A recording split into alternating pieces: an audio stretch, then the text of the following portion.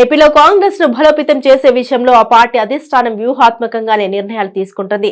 కర్ణాటక, తెలంగాణలో వరుసగా దక్కిన విజయాలు ఆ పార్టీ అగ్రనేతల్లో ఉత్సాహాన్ని నింపుతున్నాయి.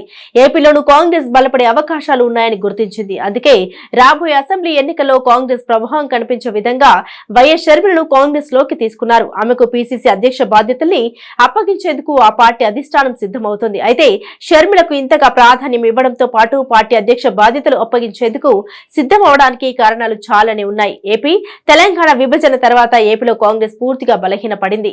అప్పటి నుండి జరిగిన ఏ ఎన్నికల్లోనూ కాంగ్రెస్ కనీస ప్రభావం చూపించలేకపోయింది. ఏపీ తెలంగాణ విభజన తర్వాత సాకే శైలజనాథ్, రఘువీరారెడ్డి, గిడుగు రుద్రరాజు ఇలా ఎవరిని ఏపీ కాంగ్రెస్ అధ్యక్షులుగా నియమించినా ఏ ప్రభావం కనిపించడం లేదు. ఎలాగో పార్టీ పూర్తిగా దెబ్బతిన నేపథ్యంలో ఎంతో కొంత ప్రభావం చూపించేందుకు షర్మిలను తీసుకొచ్చారనే అనుమానాలు రాజకీయ వర్గాల్లో నెలకొన్నాయి.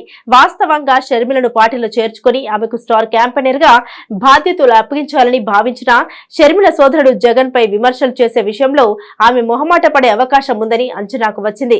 అటువంటప్పుడు ఆమెకు ఆ బాధ్యతలు అప్పగించినా పెద్దగా ఉపయోగం ఉండదని భావించిన కాంగ్రెస్ అధిష్టానం షర్మిలకు పీసీసీ అధ్యక్ష బాధ్యతల్ని అప్పగిస్తే పార్టీలో చేరికల్ని ప్రోత్సహించే విధంగా షర్మిల ప్రయత్నిస్తారని, ఆ విధంగానైనా పార్టీని బలోపేతం చేసుకునేందుకు అవకాశం ఏర్పడుతుందని కాంగ్రెస్ నిర్ణయం తీసుకుంది. అతి త్వరలోనే ఆమెకు పీసీసీ బాధ్యతల్ని అప్పగించేందుకు సిద్ధమవుతుందట.